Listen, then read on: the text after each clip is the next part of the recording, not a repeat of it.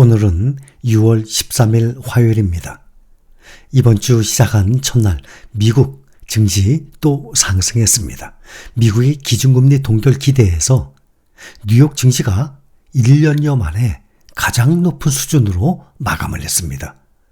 다우지수가 0.56% 올랐습니다.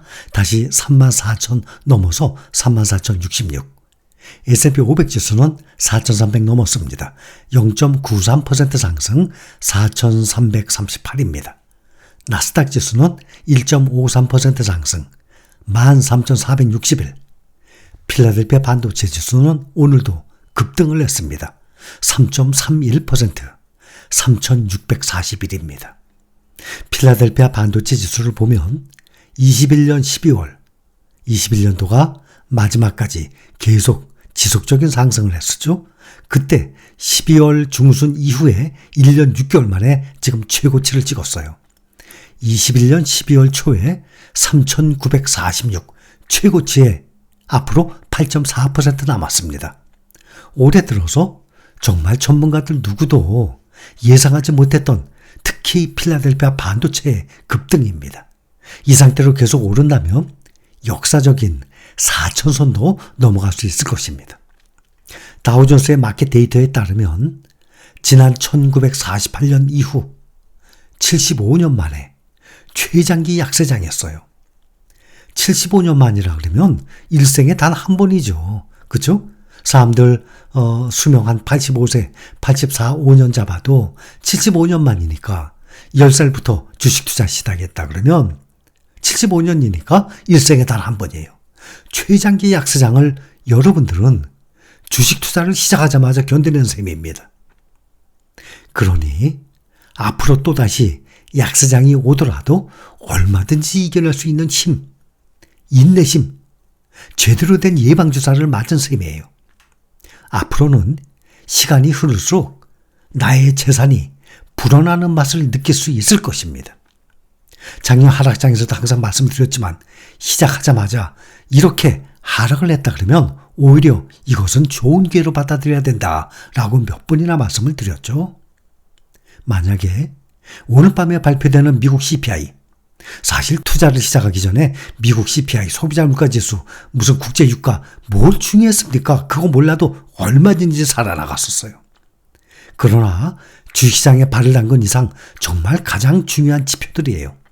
오늘 밤 9시 반 발표되는 미국 CPI, 또 모레 새벽 3시쯤에 발표되는 금리 결정이 변수가 생겨서 다시 만약에 주가가 급락을 하더라도 우리는 얼마든지 이겨낼 수 있는 능력이 생긴 사람들이에요.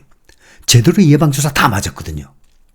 그래서 이렇게 75년 만에 이 최장기 약세장에서 탈출한 S&P 500 지수와 기술주 중심의 나스닥 지수 나란히 지난해 4월 21일 이후 13개월 만에 최고치를 찍었어요. 생각해 봅시다.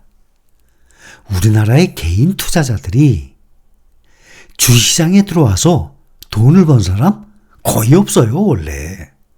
개인 투자자들이 주식 투자로 돈 버는 사람들은 100명 중에 5명? 정말 많이 잡은 겁니다. 5%도 안 돼요. 거의 다 대부분이 주식 투자를 해서 대부분이 돈을 잃었어요. 역사적인 사실이에요. 그러나 여러분들은 제가 지금 3년 동안 말씀드린 대로 주가에 관계없이 꾸준히 매수를 해온 분들은 주식 투자를 시작한 지 평균 5년이 되는 시점에서 본다 그러면 오히려 돈을 벌지 못한 분들이 5%도 안 될 것입니다. 거의 모든 분들이 주식 투자로 성공적인 결과를 볼 것입니다. 그동안 분산 투자와 작년의 하락장에서도 불안해하지 않고 꾸준히 돈이 생기는 대로 저가 매수를 해오신 분들 어떻습니까? 수익률 점점 좋아지고 있을 것입니다.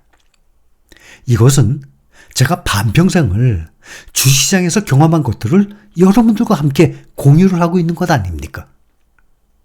미국 연방준비제도가 기준금리를 올리지 않을 것이라는 관측이 투자자들의 이 낙관론을 지금 뒷받침하고 있어요. 지난달까지 10번 연속으로 금리 인상을 단행한 이 연준이 이번 6월 연방공개시장위원회 FOMC 정례 회의에서 금리 인상을 일단 멈춘 뒤 물가와 고용 등 경제 지표 추이를 관찰을 하면서 앞으로 통화정책 방향을 결정할 것으로 시장에서 보고 있습니다. 그래서 시장의 투자자들은 이번 6월 동결 확률을 77%로 보고 있습니다. 변수는 우리나라 시간으로 오늘 밤 9시 30분에 발표되는 미국의 5월 소비자 물가지수 CPI입니다. 장이 열리기 1시간 전이니까 선물지수가 오늘 밤 9시 30분부터 어떻게 변하는지 정말 중요한 관심사가 될 것입니다. 월가의 애널리스트들의 예상대로 전년 동월 대비 CPI 상승률이 4%로 준화할 경우 연준의 6월 금리 동결은 거의 확정적이라고 보고 있는 것입니다. 4%의 전망치는 연준 목표치의 2배. 그렇죠? 그러나 4월에는 4.9%였죠? 그전에는 5%였죠. 작년에 최고 9.1%까지 올라갔잖아요. 그거에 비하면 완전 반 밑으로 떨어졌어요. 큰 폭으로 둔화했습니다. 그러나 만약에 시장 전망치를 뛰어넘는 CPI 수치가 나온다면 연준의 셈법 복잡해지겠죠? 그래서 오늘 밤에 발표할 소비자 물가지수 인플레이션 이 데이터는 이번 주말 연방준비제도 이사회의 통화정책 결정을 앞두고 중요한 경제 지표가 될 것입니다.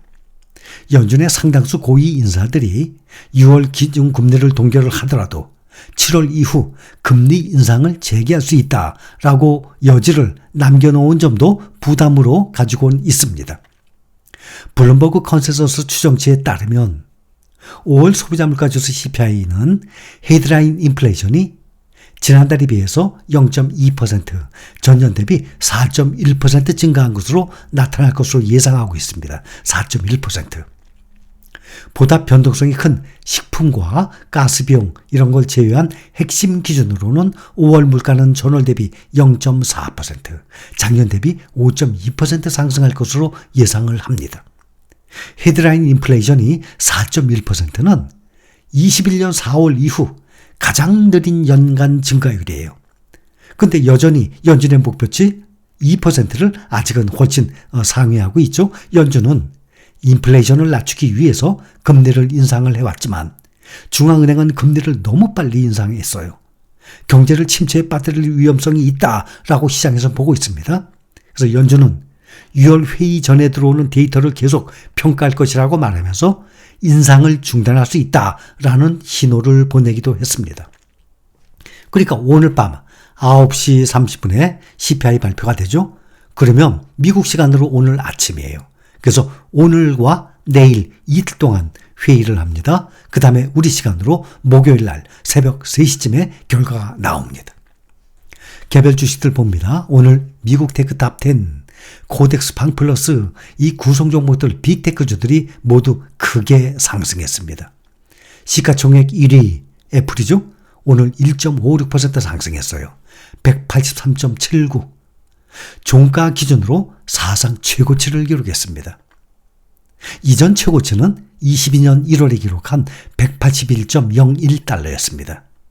시가총액 3조 달러를 눈앞에 두고 있어요. 이날 기준으로 애플의 시총은 2조 8,910억 달러, 시총 3조 달러를 눈앞에 두고 있습니다. 앞으로 4% 정도만 주가가 오르면 3조 달러 종가 기준으로 이제 달성할 수 있게 되죠. 시총 3조 달러라면 삼성전자 시총의 9배. 삼성전자 같은 어마어마한 회사의 9개가 애플 하나예요. 정말 비교가 안 될 정도로 너무너무 큰 회사죠. 그렇게 세계 1등이죠. 애플 주가는 지난주에 혼합현실, 헤드셋, 비전 프로를 발표하면서 장중에 3조 달러를 돌파하기도 했었습니다. 그런데 차익 매물 실현으로 다시 제자리 걸음으로 마간 적이 있어요. 오늘 애플은 40% 이상 상승했습니다. 올해 들어서. 투자의 귀재, 투자의 신이라고 그러죠. 워런 버핏. 버크셔 해서웨이는 애플 주식을 대거 보유하고 있어요. 알고들 계시죠? 미국 증권위원회에 제출한 신고서에 따르면 버크셔 해서웨이는 지난 1분기에도 애플 지분을 또 추가로 늘린 것으로 나타났었습니다. 현재 버크셔 해서웨이는 총 3,251억 달러, 약 423조 가운데 46%, 9억 1천만 주를 애플에 투자하고 있습니다. 애플 주식으로만 올 들어서 600억 달러, 우리 돈으로 79조 원이라는 엄청난 수익을 거둔 셈이에요. 기억하십니까? 작년 1분기에 애플 주식을 상당량을 매수했는데 매수한 후에도 계속 흘러내렸어요. 투자의 신, 투자의 귀재라고 하는데도 작년 1분기에 애플 주식을 매수했는데도 계속 그 이후로도 흘러내린 것입니다. 우리가 항상 그런 말을 했잖아요. 이렇게 신도 앞으로 미래를, 주가를 알 수도 없기 때문에 이렇게 떨어질 거를 몰랐기 때문에 1분기에 매수했던 것 아닙니까? 그러나 결과적으로 지금 두고 보게 되면 지금 사상 최고치의 근접을 하고 있는 거다. 3조 달러의 금저를 하고 있고 종가 기준으로 사상 최고치로 올랐었어요. 다시. 애플 주식은 올 들어 최대 화두로 또 올랐죠. 엔비디아. 또 아주 급등급락을 하죠. 테슬라. 이런 종목들처럼 이 변동성이 큰 종목은 아니에요. 블룸버그 통신은 뭐라고 그러냐면 애플에 대해서 주식 시황에 상관없이 꾸준히 오르는 종목이다 라고 말을 합니다. 올해 연초에도 미국의 지방은행발 금융위기가 불거지니까 애플이 피난처가 될 것이란 기대도 상승을 하기도 했었어요. 거기에. 애플은 투자자들이 편안하게 느끼는 그러한 주식이다. 믿을 수 없을 정도로 현금 흐름이 좋다라고 보고 있습니다. 애플은 장기적으로 소유하면 돈을 벌 수 있다는 확신이 있기 때문에 투자자들이 증시의 등락에 관계없이 편안하게 소유할 수 있는 주식 중 하나입니다. 두 번째로 많이 가지고 있죠. 테슬라. 국내 주식 투자자들이 가장 많이 보유한 주식입니다. 테슬라. 그 다음 애플. 그 다음 엔비디아. 엔비디아는 요즘에 지속적인 상승으로 반도체주로서는 사상 최초 1조 달러를 눈앞에 두고 있어요. 오늘도 1.84% 상승 394.82달러입니다. 엔비디아 시총이 지금 9,760억 달러, 테슬라는 7,920억 달러. 두 종목이 1,840억 달러 차이가 나요. 우리 돈으로 240조 차이. 시총 순위 보면 애플, 마이크로소프트, 알파벳, 아마존 이 네 종목이 지금 1조 달러 이상입니다. 그 다음 바로 1조 달러 직전에 엔비디아가 있습니다. 그 다음 테슬라, 메타 이렇게 시가총액 순이에요. 이렇게 1등부터 7등까지 7종목입니다. 오늘 테슬라 보면 2.22% 상승해서 249달러. 테슬라 주가는 12거래일 연속 오름세를 보이고 역대 최장 랠리 기록을 지금 세웠습니다. 한편 국제 유가는 중국 경기 부진의 여파로 급락을 했습니다. 서부 텍사스산 원유는 전 거래일 대비 4.4%나 급락을 했습니다. 지금 배럴당 67.212달러. 상당히 싸죠. 3개월 만에 지금 최저치입니다. 유가는 3거래일 연속 하락을 했습니다.